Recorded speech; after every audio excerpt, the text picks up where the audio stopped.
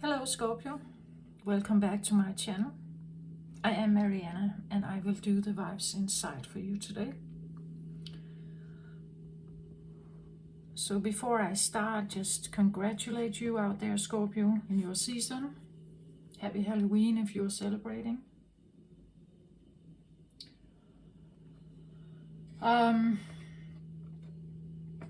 If you're new to my channel, thank you for giving this a try. I read about the self, the ego voice, sometimes how these two kind of butt heads, why we do the things we do, what drives us somehow. If you're on a spiritual path or an inner search somehow, maybe you will find something in these readings, because they typically talk about internal processes somehow. My channel is called The Vibes Inside. What's going on the inside as opposed to what people can see on the outside.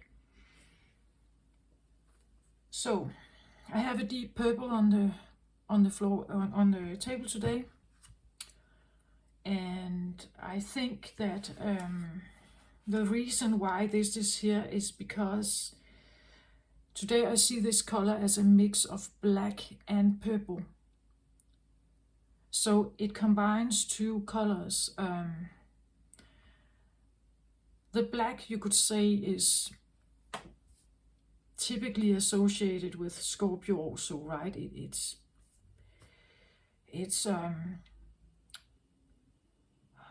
sometimes seen as death, or as dark, or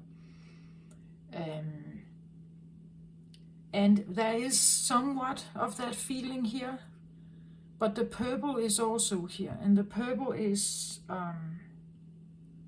connects with the crown chakra that's on top of your head. So this is a mind decision, perhaps, about something you want to let die or let go of or surrender into, perhaps. The dying part can also be that you give up fighting, right? That you let a defense down, or the tough fist, that you maybe soften it a little bit, or that is also kind of a death. You say that you change something. This is a change, a choice, I want to say, because the crown is here. The crown chakra is involved in this, so it's a choice to maybe let something die, or it's a choice to go into an ego death. It's a choice to give up something, I feel like.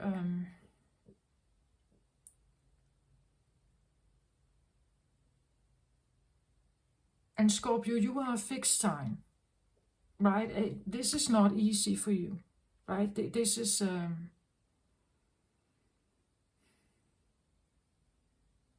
to let something go.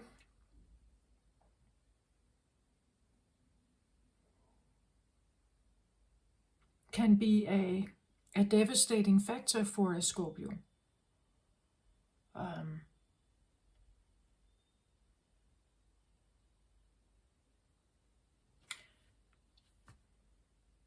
I've heard the description about Scorpio that it's a very deeply emotional sign. I feel like in love, Scorpios are either in or out, and if they are in, it goes so deep that it even becomes at the point of being like a horror film. The vulnerability of the depth of the love of a Scorpio can be so terrifying. At the same time, it's what you truly long for. And here I feel like that there is something about choosing.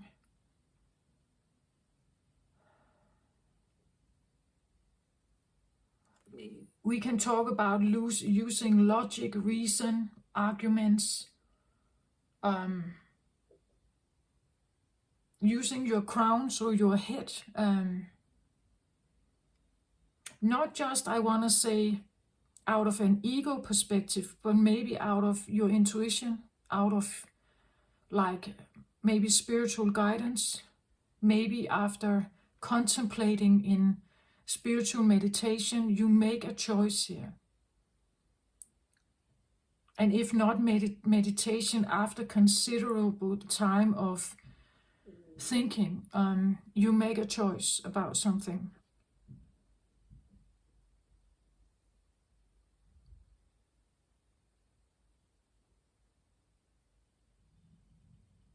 It's not an easy choice, I feel like. I had a bit similar feeling of something yesterday when I did the Libra reading.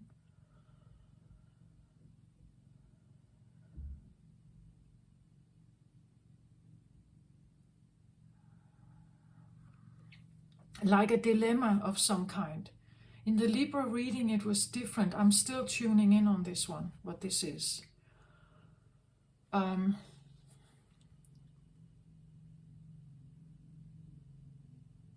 In the Libra reading it felt like being highly involved, overly involved in something else or someone else, with a lot of love to give, but the other party was just taking it, but never really giving much back. So a very closed energy. But this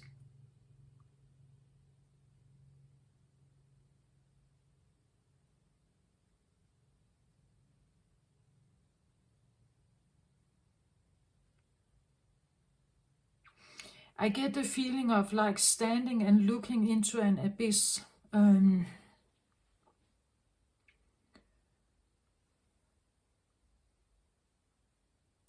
It's almost like a black hole. A black hole in outer space is very dense. It sucks everything to it. And to be around such an energy requires a lot of intelligence. You need to be clever, right? Otherwise, it will suck the life out of you. So even standing here and just watching it is actually a dangerous situation to be in.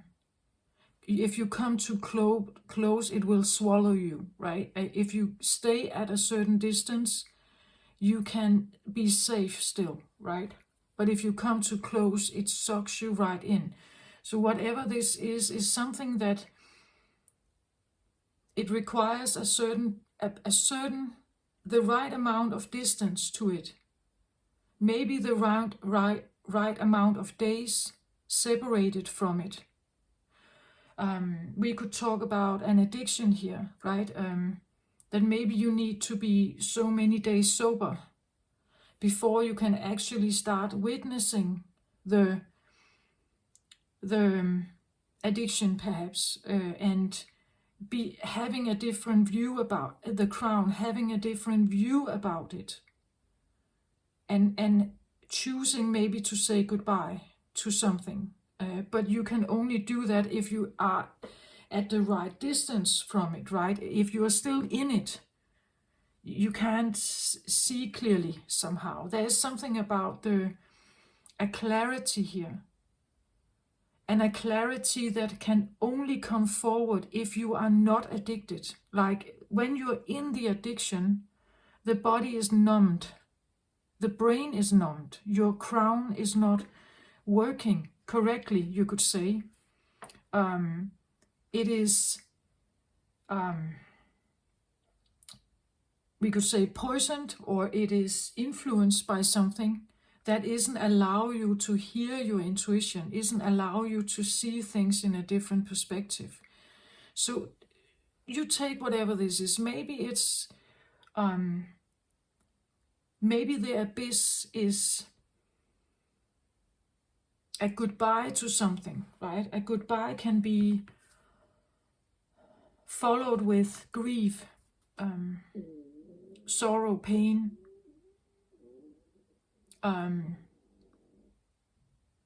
lack of motivation, right? It's like the brain shuts down, and being very I hear brilliant, being brilliant about it. Like you have to become.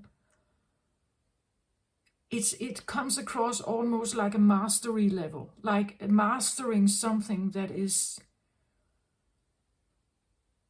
very difficult to master. I feel like maybe it's an ability you have. Like maybe you could become a grief counselor, right? Dealing with something that is very dear to people's heart, something very deep and saddening and with a lot of sorrow and grief. But you could have the brilliance to be in that round with people at the right distance, right? Figuring out the right distance in this, where you can position yourself, where you are still available, you are still invested, but not in the sense that it will swallow you, right? I hope you get my point of this. I feel like any kind of person, therapist that works with other people, they can be brilliant at it because Scorpios can, because they understand, right? They can understand the emotions. But the problem is if you get too involved, if you get sucked into other people's stories. And to master that level where you are available and you listen and you are empathetic, you empathize still, but you don't get sucked into it so that it overwhelms you. To be at the right physical or mental distance from something can give you a mastery level, I feel like. There is an ability for a brilliance, I feel like here. Something like that. But it could be something you have been running from, right? It could be something that has scared you early on in life. If people shared a terrible story or a devastating story, maybe you got sucked right into it and couldn't protect your own heart. I just get the feeling someone is coming to a point where they may have an ability to master this, right? And a brilliance somehow, because their brain, there is a way of thinking here that allows you to separate yourself from other people's traumas and literally having a brilliance in how you could stand at the abyss with other people who are in it, perhaps. You could be, I said something about addictions, maybe you could become some kind of counselor here for someone people who are in addictions, because you know what it's like. You've been there, right? You've been down that hole. But it requires a certain strength. And it requires also a fixed energy, something that is not going to budge. You will not be drawn into it again. That requires a lot of discipline. Right? A lot of discipline to stay out of it if you are exposed to something similar. Right? It's difficult to be in that process. So I feel like there's a mastery level here. Mastering something. Either you got yourself out of, let's say, an addiction, some kind of abyss, or you are actually at a point where you can help others do something like that. That's what I feel like is here. It's different than the Libra reading, but there is a dilemma, right? The dilemma is to be too close to something here. That was the same thing in the Libra reading. Being too involved into something is harmful, as is this. But there is a brilliance to something.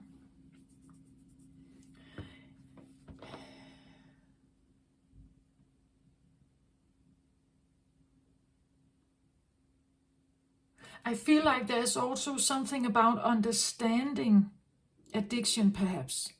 Understanding the abyss, whatever it is, the dark hole. Why is it magnetic? Why do we somehow get drawn to it? Why do addicts keep being addicts? What is it that draws them down there? In the first place, maybe. Sometimes we hear the phrase, someone is stuck on blues, or stuck on heroin, or stuck on something, stuck on alcohol. But are you truly stuck? Every day you can make a different choice. But why aren't you doing it? The body is calling, right? You have like cravings in the body, yeah. But your mind could make a different choice. Who is ruling the game, the body or your mind? And if your mind has been trauma, if you have somehow experienced a trauma, your mind is listening to the trauma, and you can change that. And I think someone here knows this. They know that you can change the way you think. And if you change the way you think about something that happened once, if you change the way you think, you can get your body off that drug. You can have a different life. So there's something you know here, I think. You have figured something out here.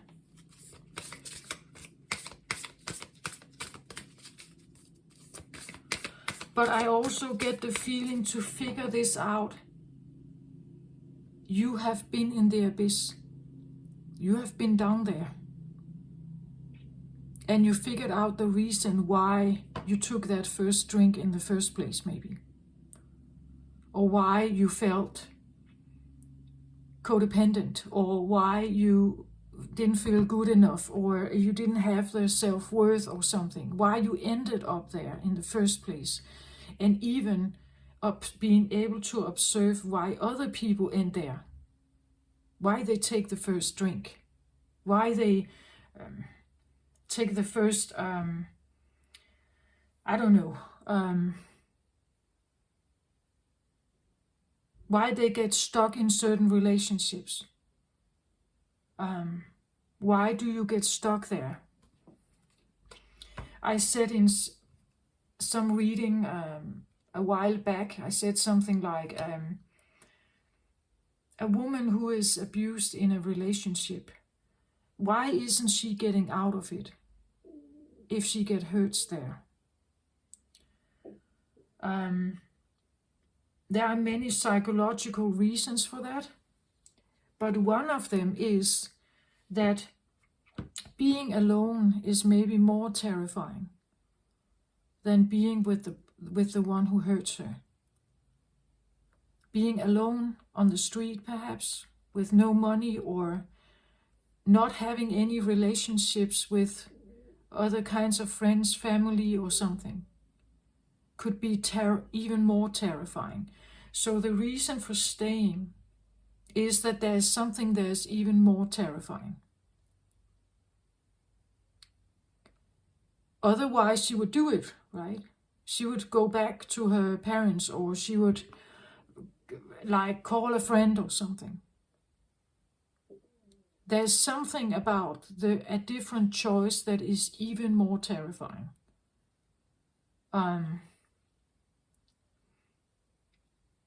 And to know that there's always a reason.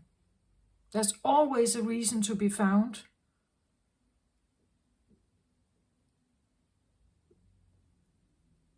As to why people do the things they do. Maybe we don't understand it. Maybe it seems odd to you, or it seems odd to others. But there's always a reason. And it can be a reason that has to do with a survival mechanism. And I think somehow you figured something out here in relationship to maybe a certain kind of stuckness, a certain kind of abyss. You have figured something out here.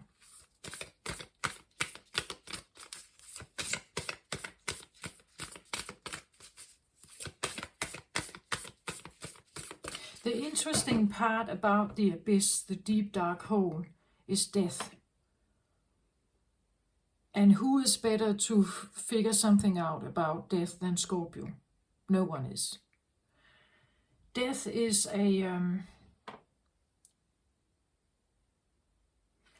death is highly and solely connected to the body. If we had no body, there would be no death. It has to do with the animalistic part of us, that we are in a physical body vessel. Because of that, we can experience living and dying. Some live on the edge all the time. They are constantly between those two. This is what I feel, this is the life that has been before, underneath here, before this brilliance has been achieved. There has been a life of maybe like constantly swifting back and forth, always on the edge of something, always with a certain risk. But why is that? Why is it? Is it to numb ourselves to the point that we are no longer feeling alive? Because then you can't feel the pain. That's exactly it. The pain is in the body, in the brain, in the way you think, in your heart, how you feel. But if you can't feel your body anymore, the pain is not there. So it's this shifting between back and forth of living and not living. Almost like on the edge of near-death experience, right? It's this shifting back and forth that I feel like people are drawn to. That's why they numb themselves. That's so you can't feel. But if you numb yourself, you are not living. Not living with everything that life offers you, including pain. But you are also not living with joy. It's that kind of abyss that I talk about here. Underneath this could be the abyss, and you're looking at it. You have some kind of, maybe you have managed to put a filter over the abyss. With some kind of brilliance, you figured something out, and it keeps you from dropping in there again.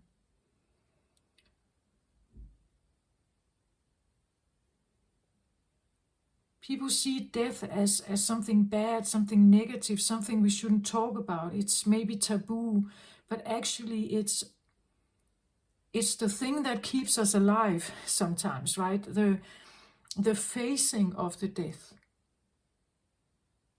is what keeps us alive, or what makes us make different choices. Maybe you literally had a near-death experience. Maybe you were hospitalized. Maybe something happened where you faced death, right? And therefore, you are now seeing things differently. You had some kind, maybe if you had a near-death experience, this could talk about an information you got.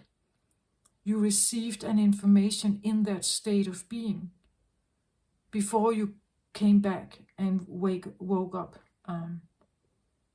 Take that how it resonates. If some of you have experienced something like that,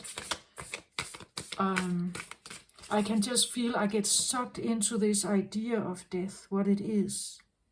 Why is it that people are drawn to Dracula, right? Why is it that there's this pull that somehow, and then we, oh, no, we have to go back, right? Standing at the edge and looking down, 10 stores down, there's this draw in like, ooh, something very dangerous. But then we draw it back because, oh no, this is too dangerous for us, right? But it's this a slight connection with something that could potentially end everything. It could end everything. But at the same time, it truly clarifies what it means to be alive. Because if I go there, everything will stop. I will no longer be here.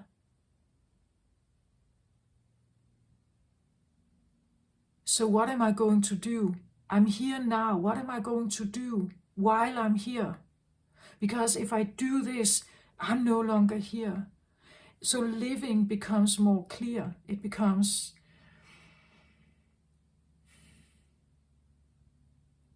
maybe even with gratitude. Maybe there even is a gratitude. Even if you feel like you've had a sucking life, like a terrible life. But if it ended, you would feel nothing. That's correct. You would feel nothing. So there is this feeling, everything, even the hard stuff, as opposed to feeling nothing, not even being here, not breathing.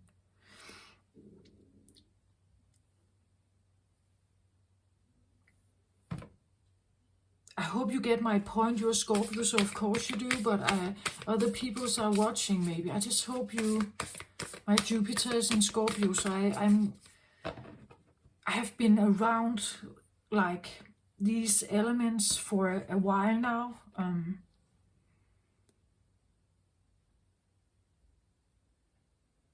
Death is a fascinating thing, but at the same time, it's extremely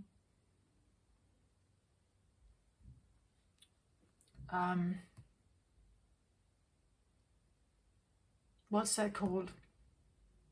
It's final, right? You can't argue with death. It's final. And therefore we are approaching it with like this kind of life can take us in many directions, but death is cut, final. You can't argue with death. You can't. It either is or it isn't. Well, some have been called back to life after some kind of trauma, but this is only few people, right? And sometimes they come back and they are changed. So what happened in that moment, right? What happened there? What did they meet? What kind of intelligence was there? What kind of knowledge is there that actually changes them? They can sometimes become totally different people. Different hobbies, different abilities.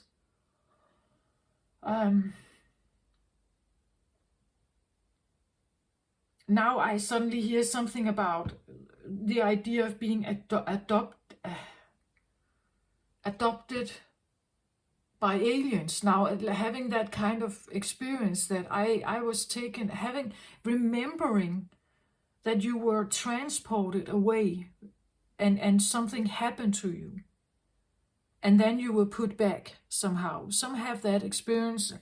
People call them nutheads, crazy and so on. I'm not judging. It's not up to me to judge. I'm just saying that in whatever experience you've had,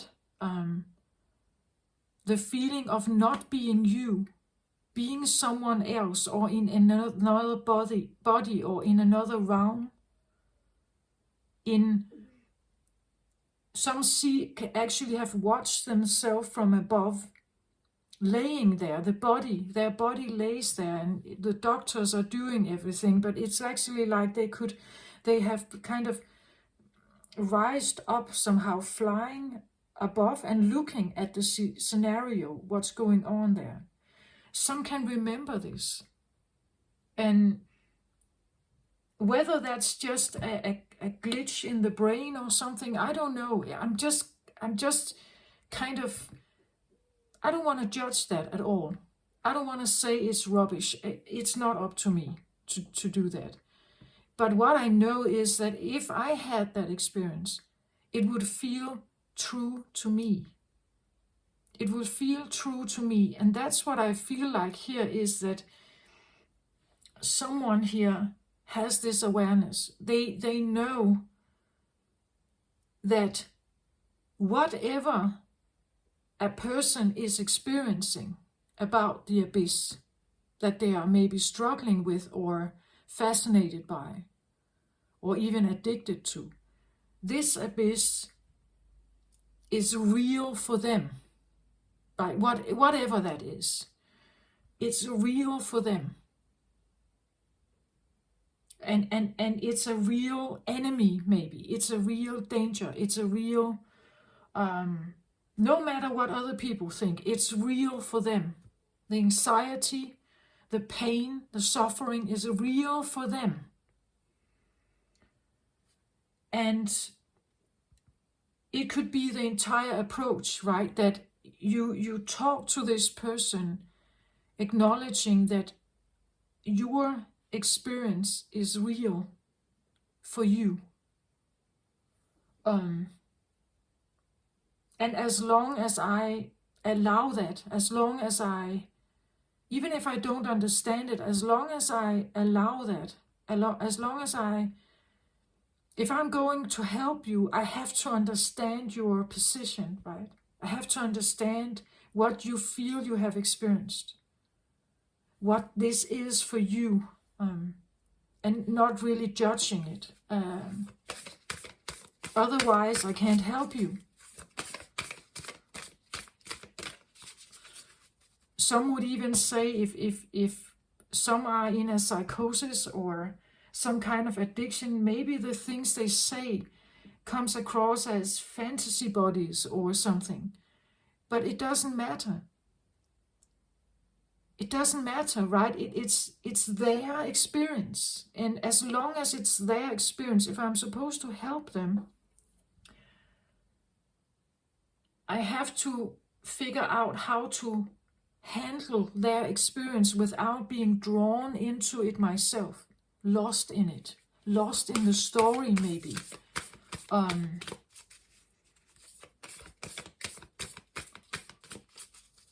For instance, the pain and the suffering of like a borderline person, it's like it never stops.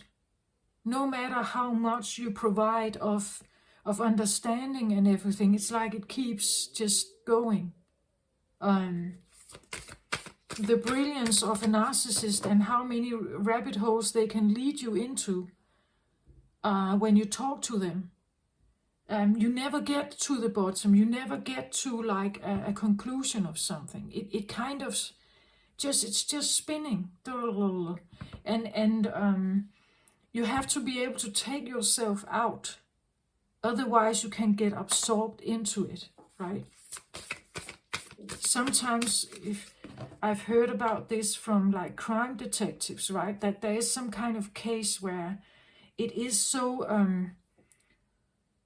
they have investigated so much, maybe years of investigation, and they still haven't figured something out. They still haven't found the body, or they still haven't, and there's still this missing piece, and they're looking for the missing piece. But the missing piece can become an obsession, right? You can get yourself drawn into it, and it's like you just operate in this rabbit hole of evidence and stuff, and you can't seem to get yourself out. You need a certain distance to be able to look at this without being sucked into it again, maybe, right? Something like that.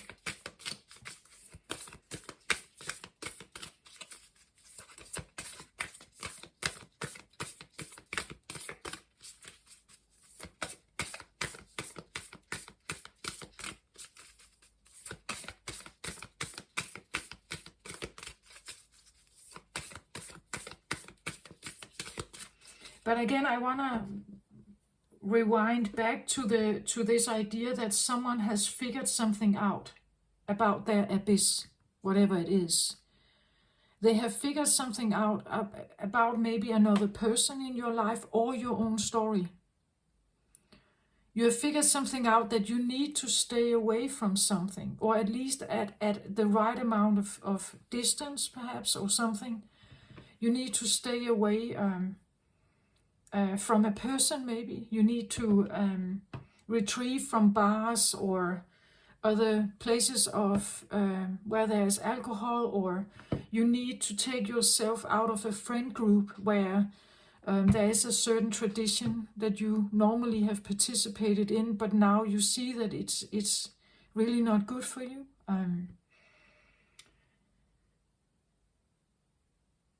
And when you do that, and you let your logic, your analysis, your brain, your intuition, it could even be more things. It could be that allow your intuition to be on, like shift it on or turn it on, and allow this to be a general guiding voice that tells you that when you walk around the world and your everyday life, you will figure out where the abyss is, what kind of people, what kind of places, and maybe you just have a distance to that, so that it's not going to like affect you or somehow draw you towards maybe a self-harming kind of tendency or a numbing tendency, if that's not truly what you want, right? If that's not truly what you want,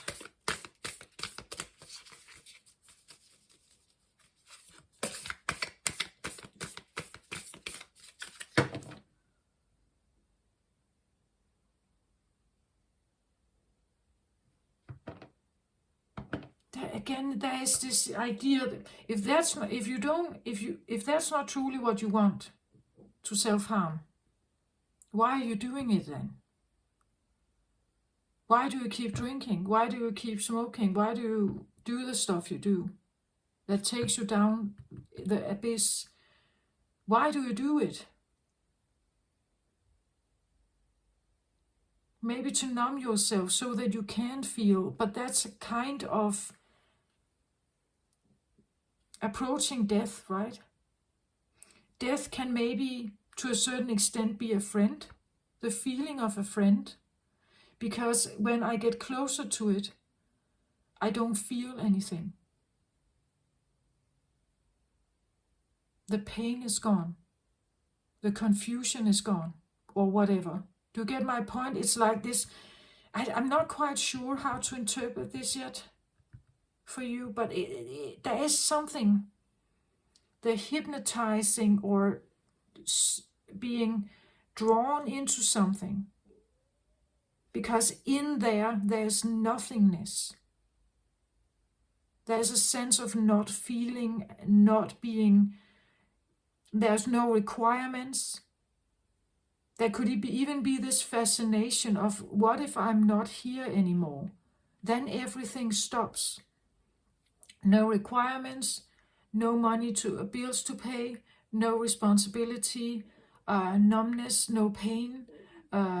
It could be the feeling that death is potentially a friend or a savior, finding salvation in like the proximity of, okay, I'm a bit far out now. I really don't hope not do something stupid here, right? But this is what I feel like, on the edge of something, and there is something to be found there.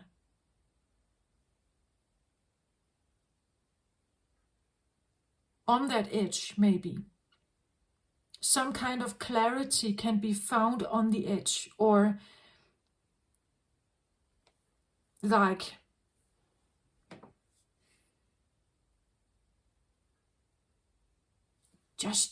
just touching, right? Just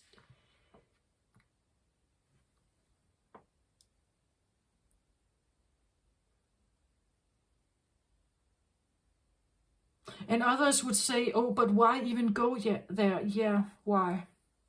Maybe that's what you need to ask yourself. Why even go there? Why even touch it?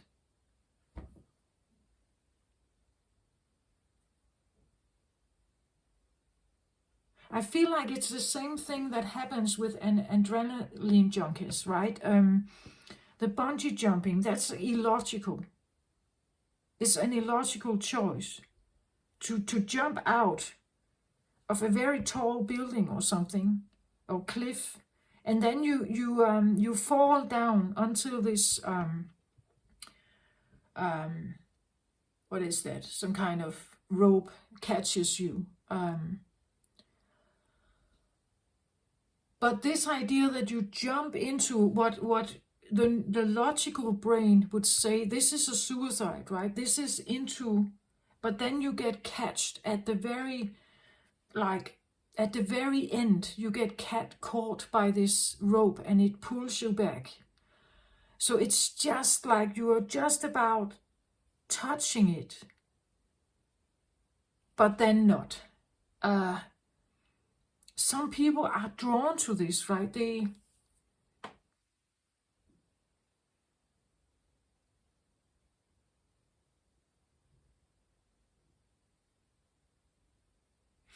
There is something about the nothingness, like the silence, the nothingness, that if you could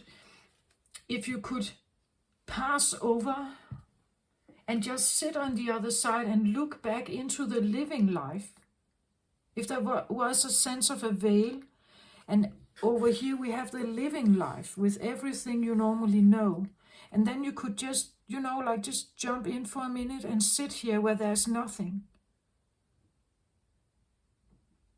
Where there's nothing. And then look at it, look on the world that is going on here, and kind of just take yourself out of this, the ordinary bossing life somehow, and kind of taking yourself out of that, sitting in a numbness or a nothingness, where nothing is requiring you here. Nothing is asking you to do stuff and be responsible and pay the bills and everything. All requirements are taken off the table here. You can sit here in just silence and just observe the busy life on the other side. It could be the feeling of something like that I would like to have that from time to time. I would like to be able to just take myself out where there's just peace.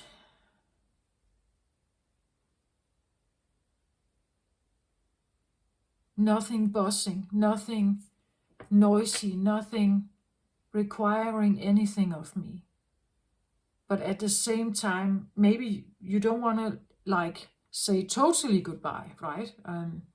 Maybe you have children and other things you love here in this side, on this side. But at the same time, the numbness or the peace of something could also be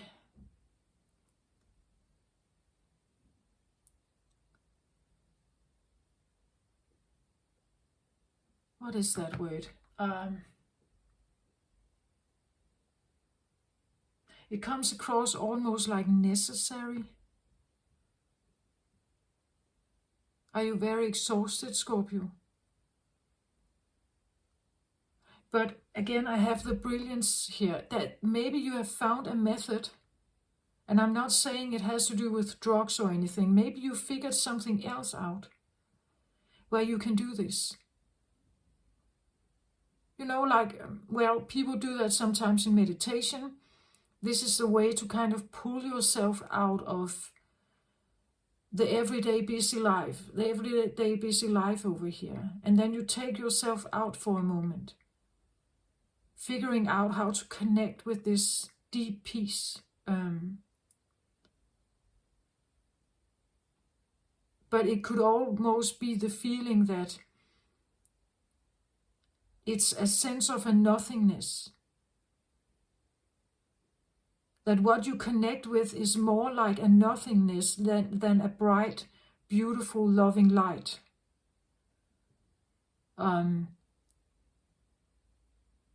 So, is it a good place for you, or isn't it?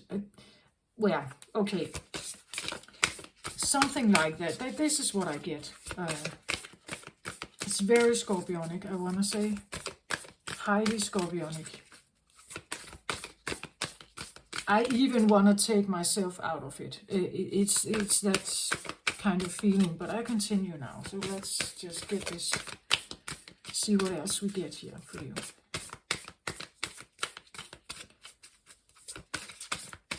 It could be that someone is trying to face their own fear of death. That maybe it has become a problem for you, that you felt it too much, right?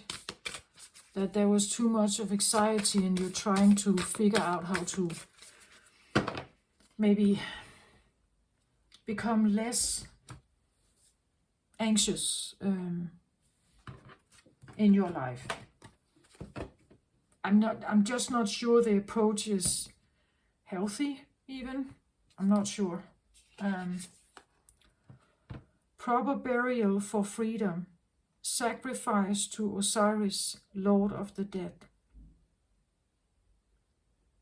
Proper burial for freedom. Burying something to have something else. Burying something to have some kind of other freedom. Yeah, as I said, if you, let's say you had anxiety issues for all your life, and what you are figuring out here is some kind of clever way to close the door to some kind of fear, maybe. But this has come from some kind of experience or something you have learned or figured out. And it says here proper. So there is something you want to let go of or say goodbye to or bury. You want to do it right, so that whatever comes from it is a sense of freedom. You want to come to the bottom of something, I think, so that it's done properly. You have figured everything out. Sacrifice to Osiris, Lord of the Dead. You're giving up something. Sacrifice is when you give up something. A piece of yourself. As the mother does when she is nurturing an infant. She has to give up her own personal idealism and image maybe and something, and be devoted to the little child that needs care all around the clock. A mother would do this for the infant, right? By sacrificing something of herself for a while. The sacrifice here is something you give to the Lord of the Dead. Is something you give it to him, but I want to say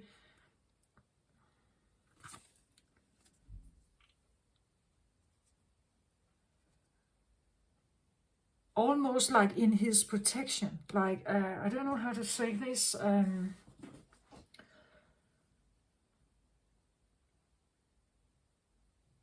It's almost like it's with love. Like you give this, but not out of hate or anger, or maybe even also not out of fear or grief. What is this? It's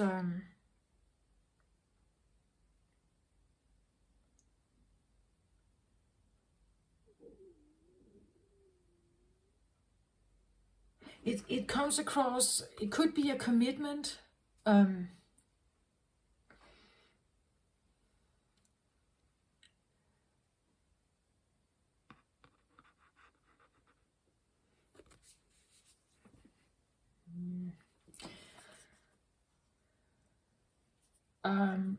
It could be a commitment. I just had the example about the mother and the child.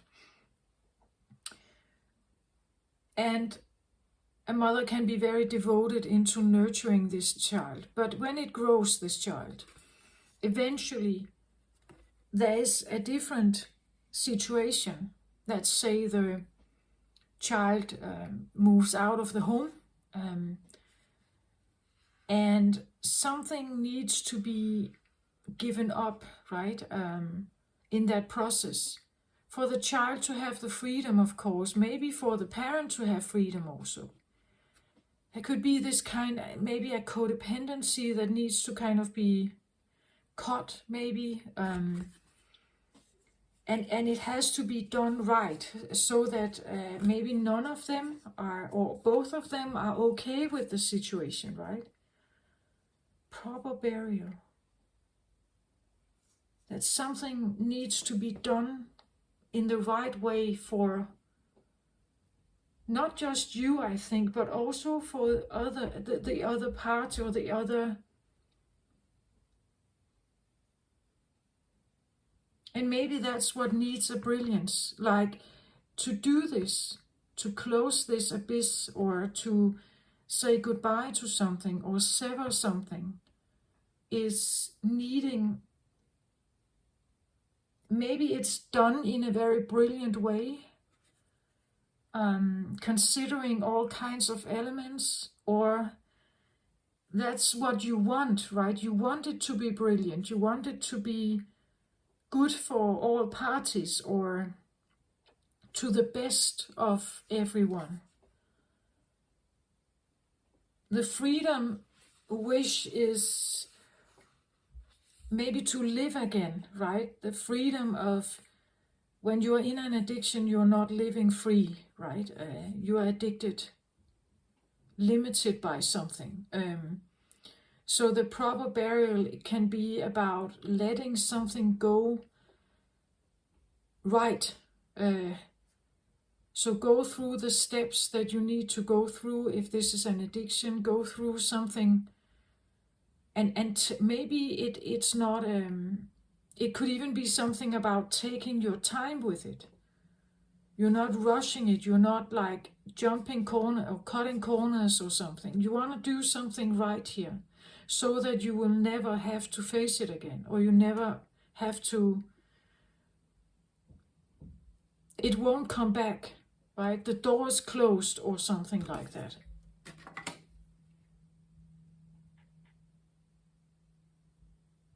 That when it's done, it's final, right? It won't come back.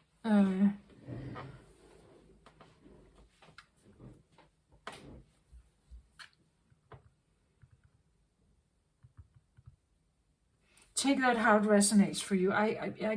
It can be fear, it can be a relationship, it can be social anxiety, it can be panic attacks, it can be addictions, it can be family dynamics,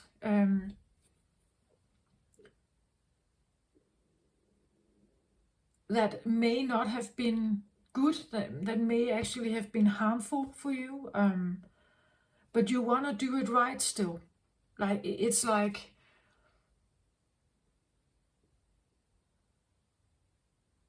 I get almost like a certain respect for all participants, or the abyss, a respect for the abyss also, that I understand the role it had in my life. I understand why I was drawn towards it, or whatever it is here. So there's this, like a mutual sense of understanding or something, or at least that's what you are wishing for here. At the bottom of the deck, driving this soul retrieval. So something is coming back here. Deep soul healing with the goddess.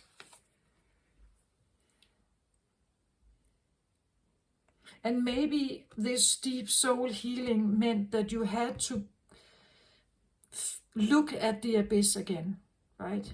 That you had to look at it. whatever this was for you. And I still get this feeling of brilliance, like there is something very analytical, very intelligent about this, very wise, very fair maybe. There's a brilliant solution or a brilliant touch on something here. Approach maybe. Soul retrieval. So a soul retrieval or a soul fragment coming back is kind of driving this. This is driving it. A part of your soul has been awakened or returned, and it's driving something forward in you. Driving your soul into healing. Or driving your soul voice, intelligence maybe, to come forward and be the main factor or main driver of whatever it is you're trying to bury here.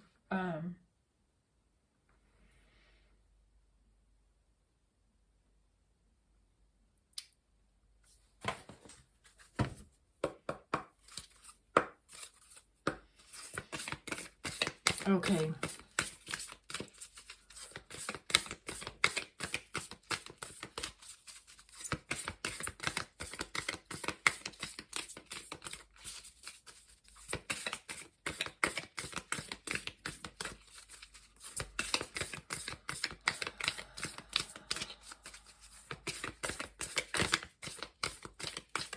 It can be anything.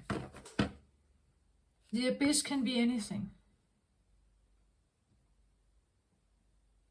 But again, remember, it's like a black hole. It's something that sucks you in, and you could almost feel like you have no defense towards it.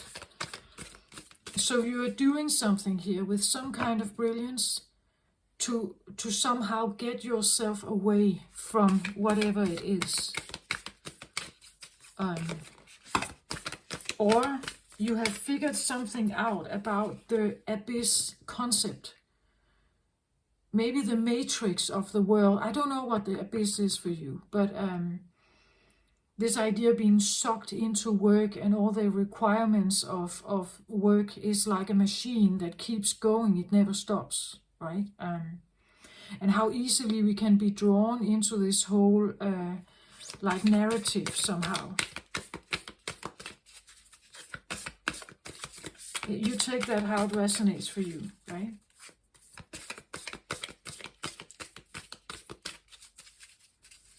It can be a strong commitment to a child, maybe. As I said in the Libra reading, I gave an example of maybe having a disabled child. And if you're the mother of a disabled child, it's like there are so many worries. When you figure out the child is disabled,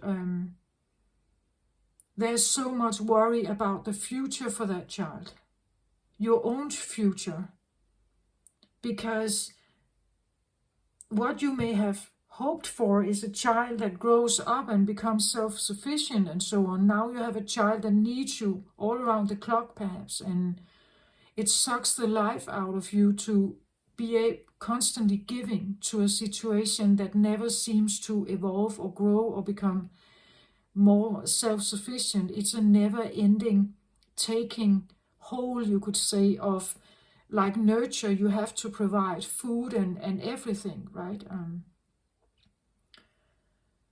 And being a parent like that that's a very difficult situation, because your heart is involved in this. You love the child, you want them to thrive and have the best they can in life, right? Now I get the 5 of Keys here. It came out reversed. This one says wishes fulfilled, but it came out more like this, like you feel like your wishes were not fulfilled maybe, or and it's purple here. Actually, I feel like maybe I want to look at the book here for this one. Reversed. because it's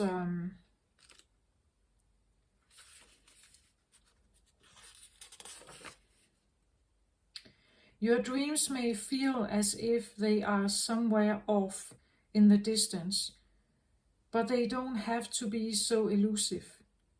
You must work to change your circumstances as well as your responses to them. Don't define yourself in lack, and don't go on the defense. Remain strong and steadfast in your little victories and your inner abundance. The most important key to getting your wishes fulfilled is the power inside you. Keep working on your dreams, and your dreams will start working for you.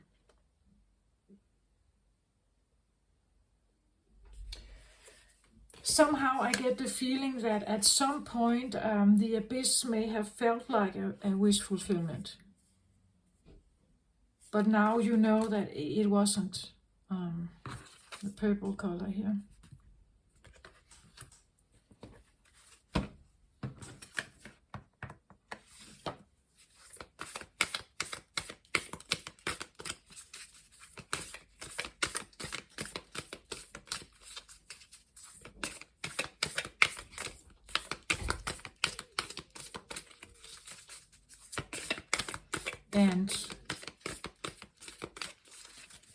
And that's why you want the proper burial here, so that it won't come back and call you.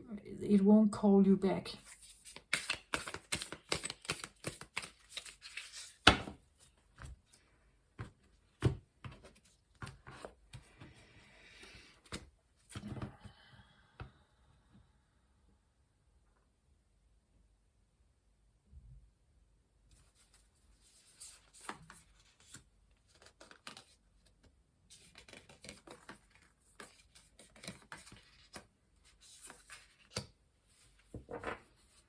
Underlying energy for this reading, the Queen of Keys.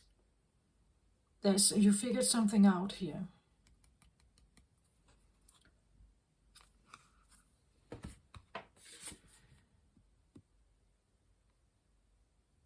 The Queen of Keys, again, purple card here. You figured something out and you use this key, I think, to maybe distance yourself. She's looking over the horizon into the beautiful valley here, or landscape. Maybe nature is a factor for you. She also holds a book here. Maybe you like to read or write. Look at, she's standing. I see this, if this is like a bit of a castle here, she stands on top of it, having a good overview of something. It's like you have an overview, an overlook. You see something from a more metacognitive perspective, like you have maybe examined a lot of details, and you have this like looking over a mind map, right? You have all kinds of details here, and you get this overview, seeing something like from above, looking at something from from above somehow. You have an overview of something, and the overview is maybe the key to somehow figure out how to do something, finish something here.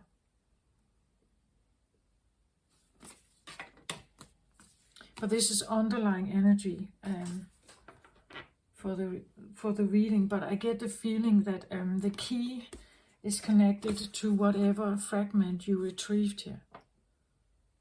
Maybe you have had help with this, but anyway, it's a key, right? The fragment is maybe the queen also, that a queen is coming back in your awareness. And she has certain keys, certain abilities. She has certain knowledge. And this allows you to now make a different approach in your life, bury something here. but still doing it, I feel like with a certain respect or something. Yeah, that's what I feel like.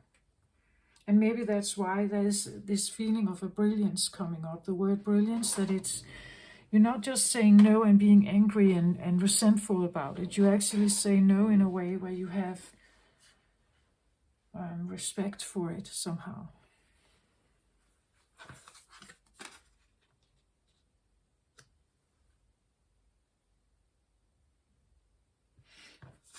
The left card out is the Muse. Well, now I get the feeling of romance. The Muse can be something that inspires you.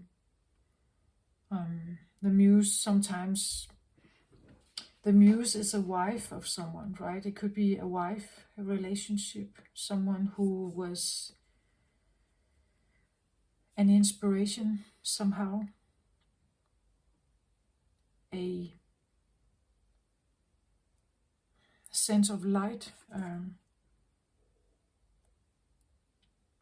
something that lit up and was easy.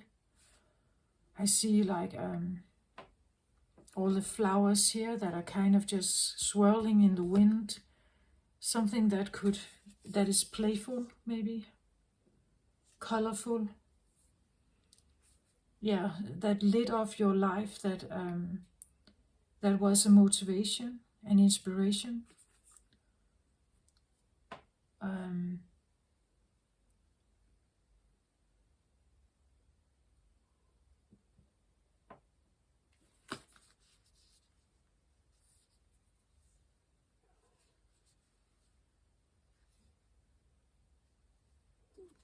It could be a romantic relationship, right? It could be a person who kind of, it could be anything. It could be your work. It could be a creative endeavor.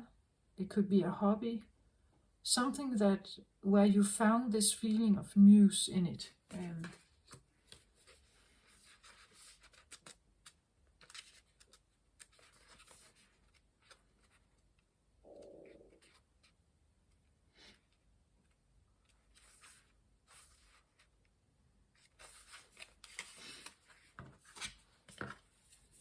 So it says here, the muse plays a song of upliftment and imagination. The petal of inspiration drifts upon the wind, filling the air with light and creativity. This card shows a time of very heightened resourcefulness and inventiveness for you. Any creative project, new or old, can receive exceptional energy now, both from you and from the universe. Call to the spirit muses and let them join you and the creator within to lift your project to the skies.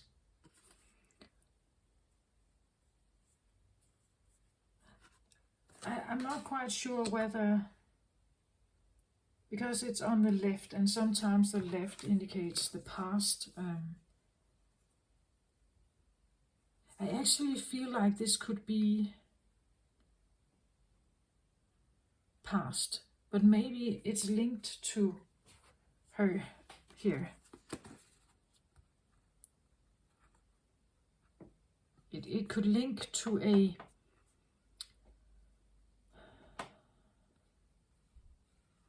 a person who holds some keys here of upliftment. This could be you from a different life, past life maybe.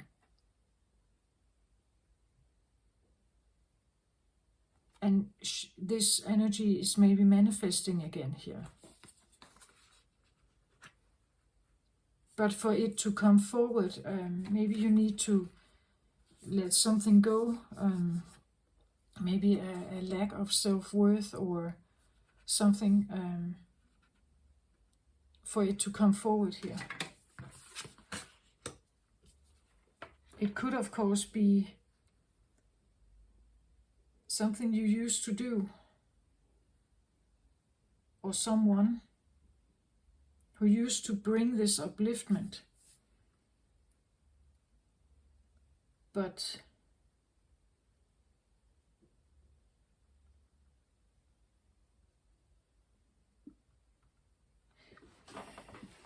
And a lightness, a lightheartedness, maybe laughing and like, because the energy I tapped into in the beginning is nothing like that. It's not like that at all. It's not like this. This is so much lighter and more fun and easy and uplifting and positive and colorful.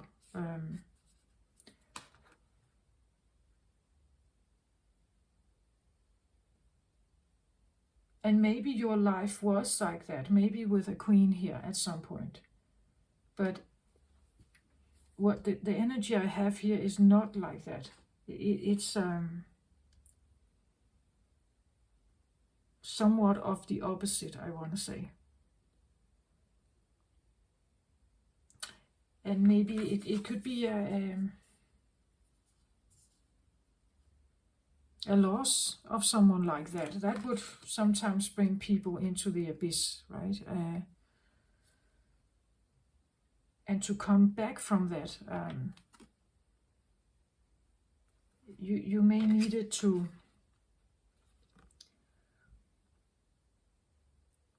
revive some kind of other energy in you.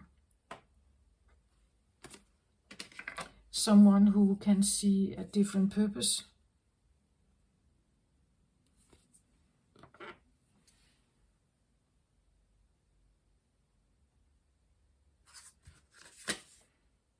Reflection.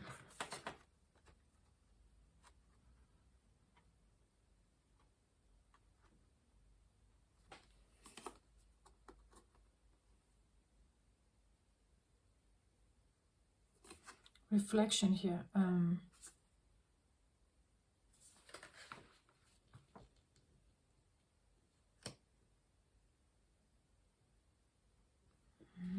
It's like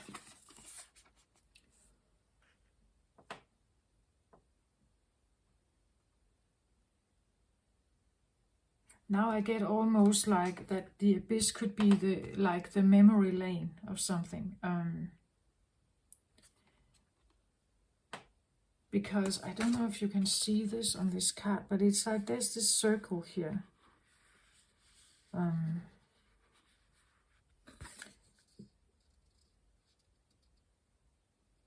Like a bubble here, right? And the muse could be linked to this feeling of like that bubble. But then I get the reflection and the moon is here, right? So it's almost this feeling of sitting here by the shore and looking at the moon. And every time you do that, it's like you connect with something or you remember something. Like the memory lane, if you go into this deep reflective mode at night, it could be at nighttime, that the abyss has to do with nighttime. And when you are there, it's like all you think about is like this.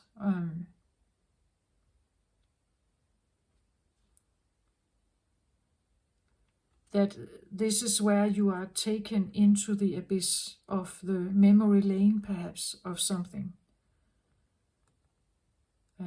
Where it could be, now I'm just taking from old films, right? But this idea that someone sits at night and takes out an old video camera and keeps re-watching a video of someone who is maybe deceased, not here anymore.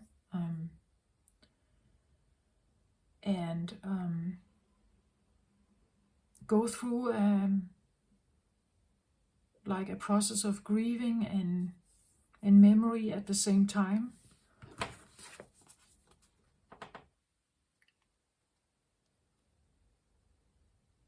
It actually comes across a little bit like as I said in the beginning, something about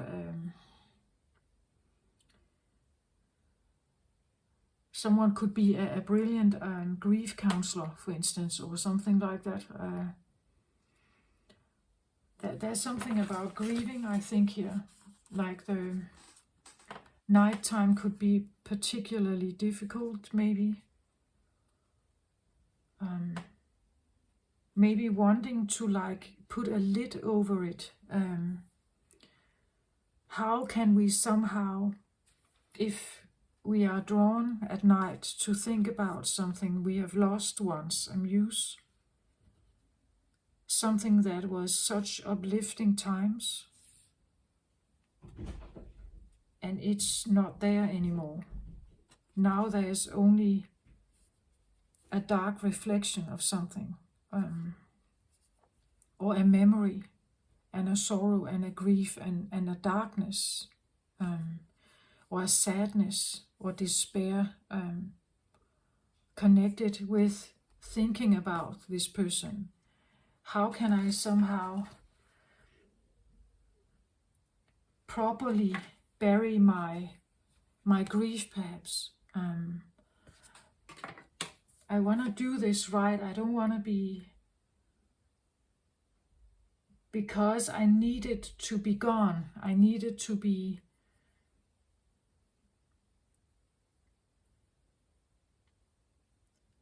maybe it has taken over your life, right? So that, as I said with this, that on this side there was this busy life, the normal requirements of life, and sometimes I could just like to take myself out of that picture because actually I can't deal with it, right? I'm very absorbed about this, so I need something that can give me this barrier, this filter, or this so that I don't get myself stuck in this.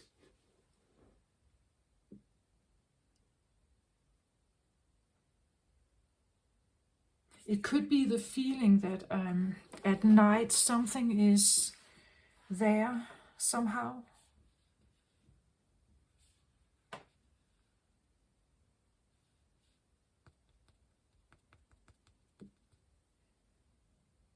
You know, like if you have been lived with someone for many years, it's like they had their chair, right? Or it was their seat at the table, or their seat on the couch, or magazines they were reading, they were still there, or their glasses or something. There's too much memory, I feel like, here. Too much memory. Still, maybe.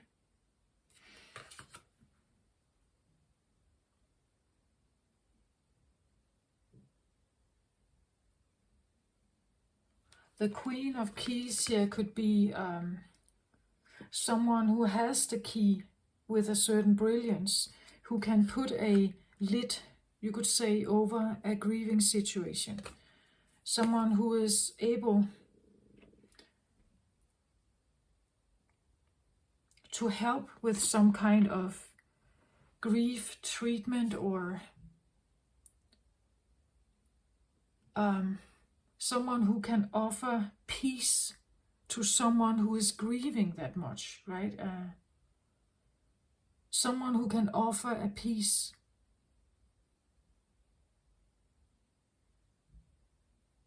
to someone who is grieving or is now suffering somehow.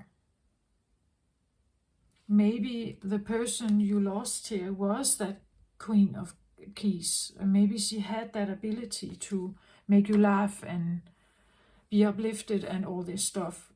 And now you may be looking for someone like that, right? Because they could provide that lid over something else.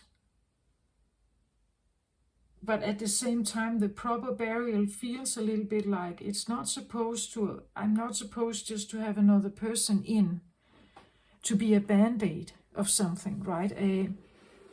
The sorrow and the grief I have, I want to deal with it correctly, so that if I get involved again with someone, I don't carry all that old stuff with me.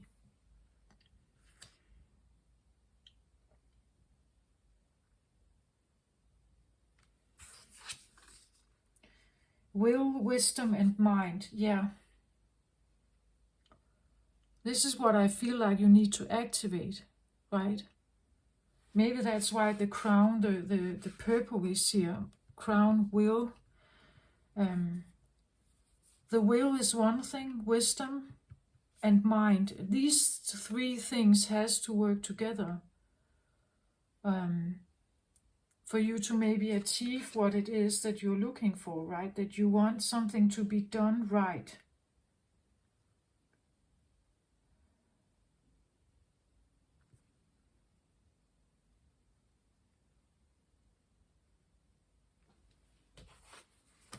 And these are all major arcanas in the tarot, in this kind of tarot,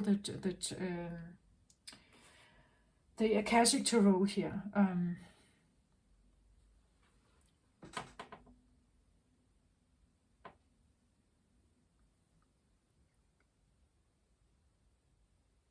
This can be an ex, right? An ex-person. It can be someone who died, that you loved very dearly.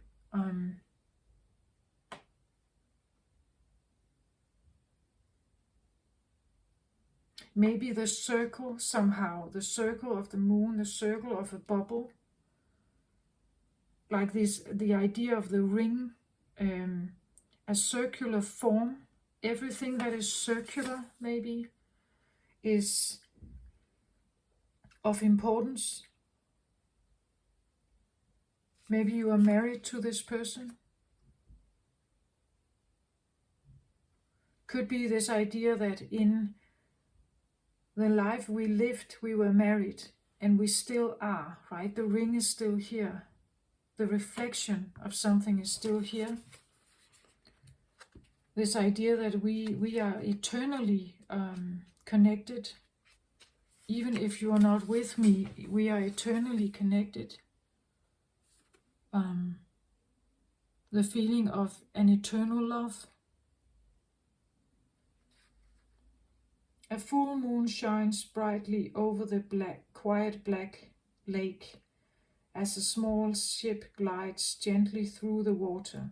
The glow of the ship's lantern is reflected on the lake's surface along with the moonlight from above. This card can sometimes show a trip, particularly a trip over or by water. More important, it can reveal that you now have a direct line to your psychic gifts. You are also more aware of your emotions and more reflective about them. You recognize the difference between your intuitive voice, which is calm and assured, and your lower emotional compulsions, which are urgent and sometimes fear-based. Let yourself gain even greater clarity and control over your emotions now.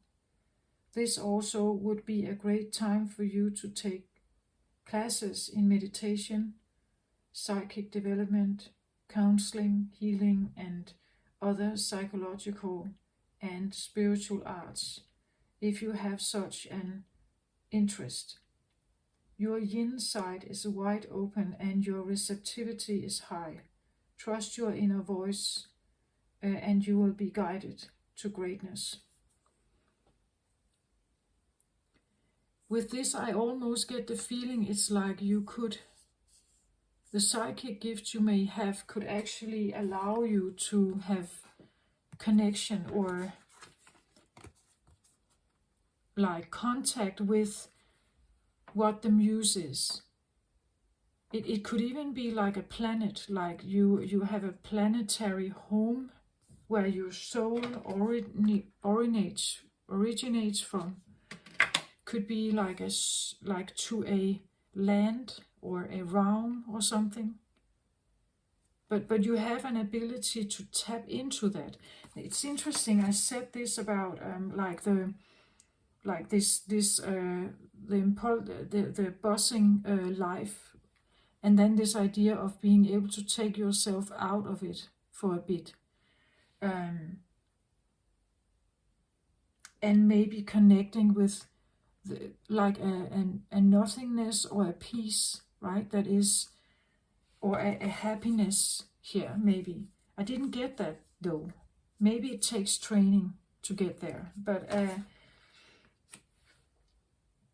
for a while it may have been this feeling of just numbing, just not feeling the sorrow so much. But this could be also like the ability to have a conversation,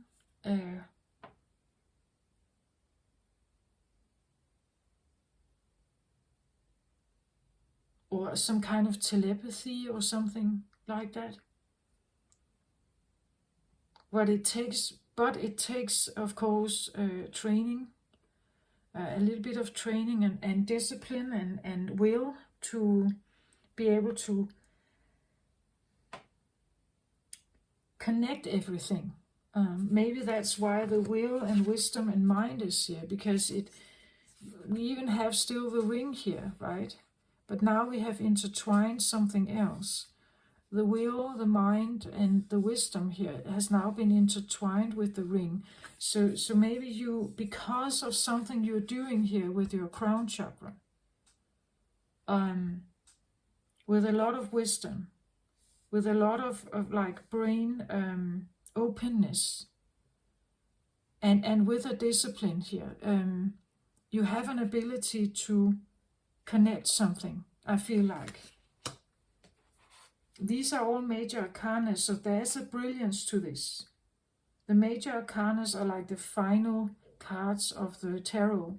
This is where you're coming closer and closer to mastery, and I feel like this is part of it, right? That's why they are here.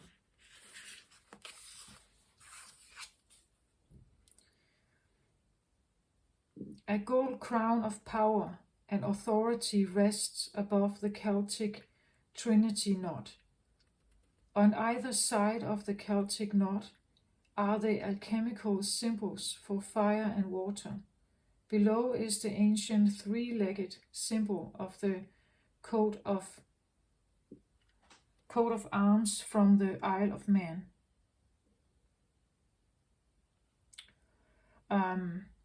This card brings with it a time of enormous power, balance, and expression. The first three rays, or the energies of the divine, move within you equally. The first three rays, or the energies of the divine, move within you equally. Power and will, love and wisdom, and intellect and mind.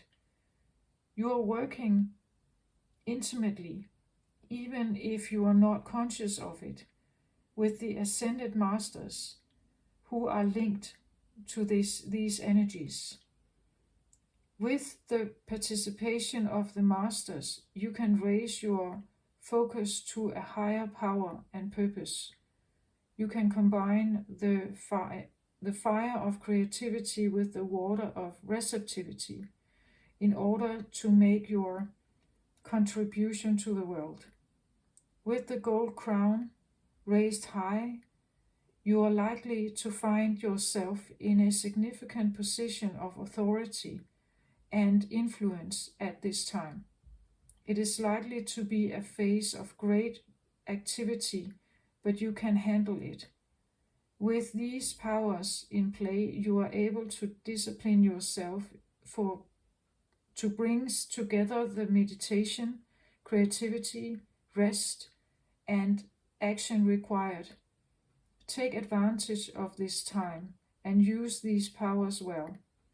They are nothing less than the divine forces moving through you, so that you can manifest the power in this, so that you can manifest their power in the world.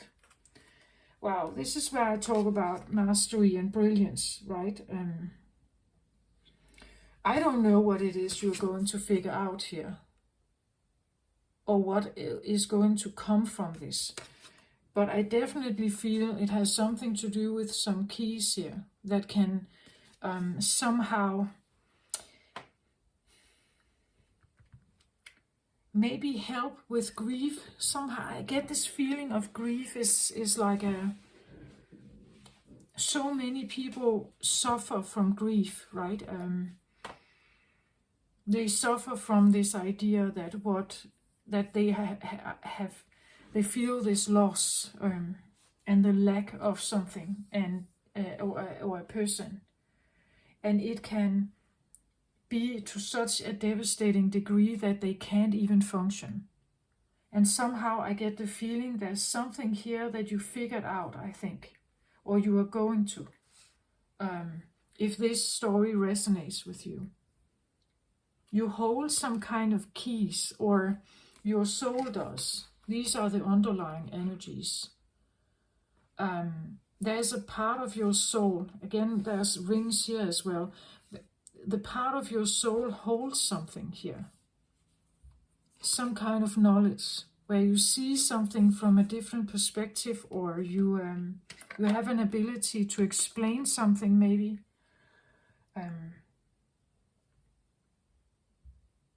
But still in a way where you're not sucked right back into it, I think. So that people may have a proper burial, but a proper resolution maybe to the grieving, right? Often people are also concerned with where they are now. Are they all right where they are, right?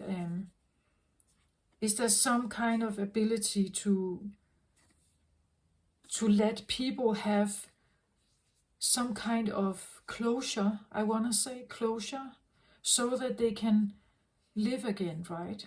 So that they are not that like sucked into the non-living, or the where they cannot live anymore, or you cannot. There's something about that.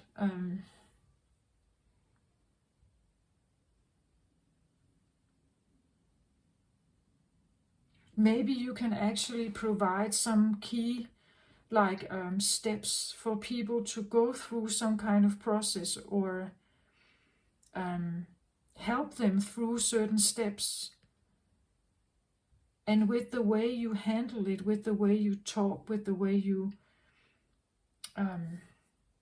describe something, maybe especially if you can have contact here, you have the ability to give people some kind of peace, right? Some kind of where they get out of the turmoil or the busy it was here, the busy buzzing life, right?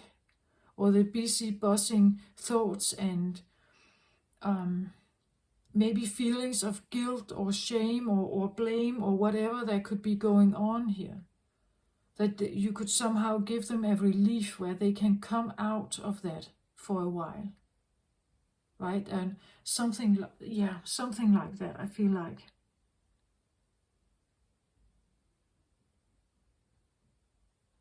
The ability to clear the way for maybe others, but also that maybe you find a way to clear the way for yourself here. That you figure out something that can help, maybe. But it takes a certain determination and wisdom, intelligence, or brilliance, how to do this. And it also takes maybe a change of mind, or an expansion, an intelligence boost, where you allow for something else to open, where you allow psychic gifts to open here. And a combination of rest, maybe meditation, allowing for some kind of receptivity, and also rest and activeness. So there's a combination of both, a true good balance. between the fire and water, and then allowing again crown here, crown chakra, for the crown chakra to kind of open for the information, right? And then the triskel kind of symbol with the 3 feet here, or the 3 legs. The triskel is again this unity of the will, wisdom, mind, body, mind, spirit. You can say all these kinds of the Trinity feeling, right? That everything is connected somehow.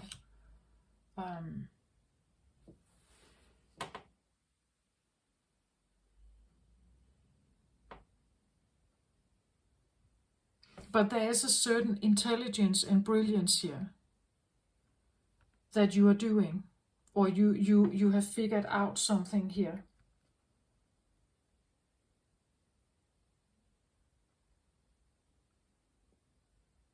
When dealing with the abyss, whatever it is,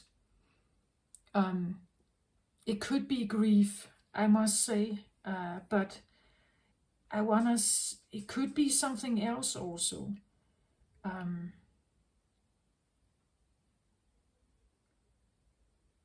Sometimes I feel like for addicts, giving up an addiction is also a kind of a grief.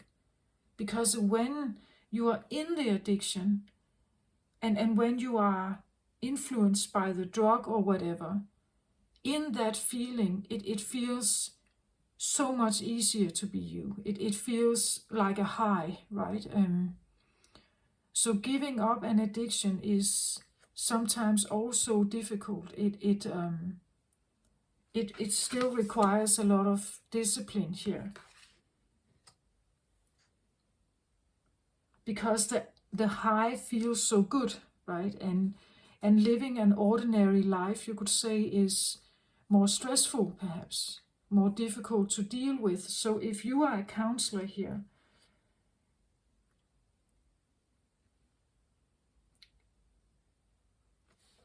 I don't know if you are some kind of, there's something about seeing something from above, like you understand something.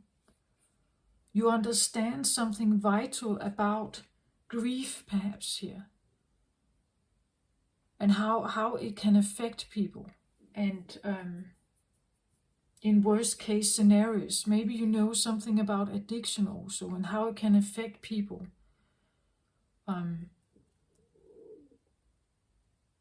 Maybe you have a very calming influence on people who are actually very in difficult places here. And if this is not like a work situation, I want to say it has something to do with how to clear the way here for something new. Clear the way for spring to come, right? I even have summer and winter here also. Clear the way for maybe nature, right? Maybe there's something about, I said something about nature here, that nature is a great teacher and healer. Maybe you figured something out about nature that can be literally used as a healing mechanism or something.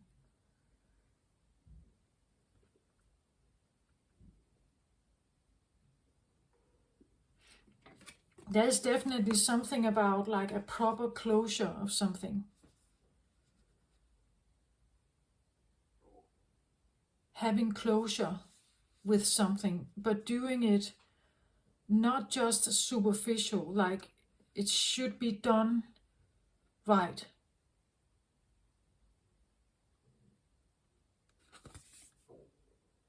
And with a lot of respect, I feel like. Maybe you are even someone who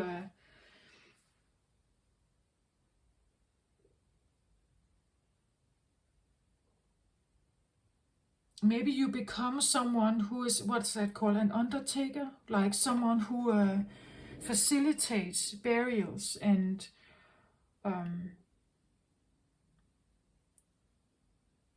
like the preparation of the bodies in the coffins before they go to a burial site.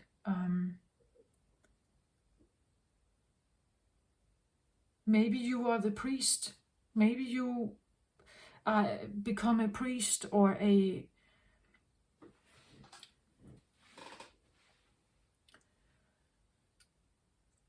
assistance between the undertaker and the priest.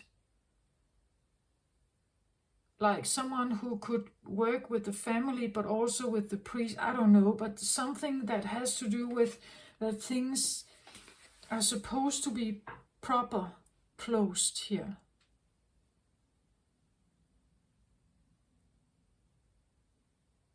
Because, well, I don't know, but in my experience, grieving is a process that can take a long time. For some it doesn't, for some it takes a very long time, and even never gets to a full closure, and maybe it never will, really. But the reason why it hasn't gotten to a closure is because people are still hurting. People are still hurting. That's why there is no closure to it. And maybe that's it. Maybe that's what we talk about here, that there's something something to be found in the pain, right? But it takes one who knows pain to understand pain, maybe. And this idea of maybe helping people to take just one step at a time. So some kind of mentor or counselor or something that can be an assistance in situations where people are very maybe unfunctional, actually, because of grief. Not adequate to work or to even like hold themselves together, have a meaningful, normal life after something here. Being near the abyss, but not directly in it, right? So it's having an attachment, or detachment, an attachment and detachment, so that, yeah, maybe you have figured something out here. That for someone to heal, you can't be in the abyss all the time. You have to somehow get up, and getting up, maybe this is where you come in, where you can help people to sometimes get up. Maybe just for 5 minutes, have a different understanding about something before they drop right back into the abyss, right? And maybe the next time it's 10 minutes, right? Before they drop right back in. Maybe it's you who needs a little bit of muse, right? Maybe you need a little bit of fun before you drop back in. But the more fun or the more light you allow in, it will accumulate. Like the next time it will be a little more. The next time it will be a little more. It's simply to make the first initiate change that sometimes actually has a ripple effect into something. Maybe you're the one who helps people to have the first initiate step out of something and kind of keeps it going for a while until they can do that themselves. That's what I feel like. Clearing the way here, so that they can actually see something else also besides the abyss. yeah, this is what I feel like. I hope this helped somehow, Scorpio. Please let me know in the comment section if you feel like it resonated. This is not for everyone, I get that. And if it's not your reading, it's not your reading. I'm quite sure that those who resonate, they know what this is, exactly what this abyss is. So in this time, I wish you the very best. Take very good care of yourself. Don't overextend yourself too much, I want to say. Rest and do all this good stuff. Rest and meditate. Go within, go in nature if that's what you need. Yeah, this is what I feel like. I send you my very best. Love and light to you. Bye-bye.